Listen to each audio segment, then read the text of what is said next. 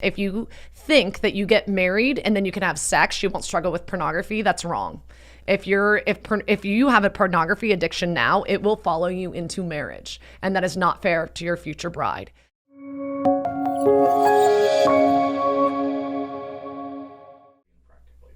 All right, how does he grow as a man for marriage?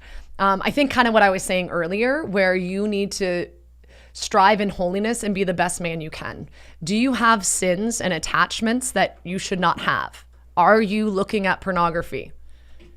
If so, how often? Are you getting help? Strive 21, do the 21-day detox, covenantize.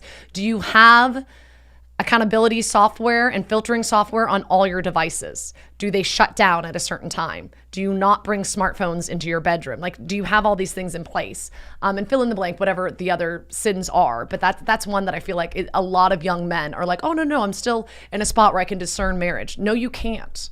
Not if you're failing in this. If you think that you get married and then you can have sex, you won't struggle with pornography, that's wrong. If you have a pornography addiction now, it will follow you into marriage, and that is not fair to your future bride. If you're fighting against it and you've had a long period of sobriety, that's different. Keep fighting it. That's great. What else can you do? What else can you put in place to become the best man that you can be? Think about what type of father you want to be. Start being that man now. The younger you are, when you start living out these virtues, the better. We have something for our kids called the virtue container. And when our kids are doing something, they can't ask for a virtue treat, but when we see them doing something where they're going above and beyond. And so like for our 6-year-old right now, we're really working on obedience. So I ask him to do something, he doesn't do it. And I'm like, this is an opportunity to grow in obedience.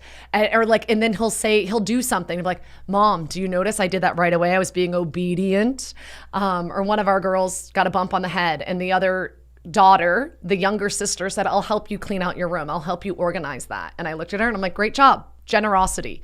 You may get a virtue treat. And then my daughter, who had the bump on the head, gets overwhelmed easily. She kept going. And I told her, I'm like, perseverance. You're doing it. Get a virtue treat. And it's like little trinkets and they love it. But we're trying to train them in virtue when they're really young.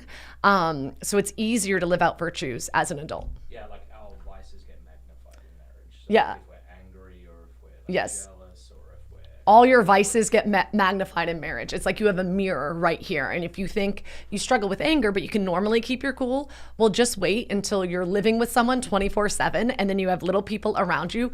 It's going to explode out. Yeah.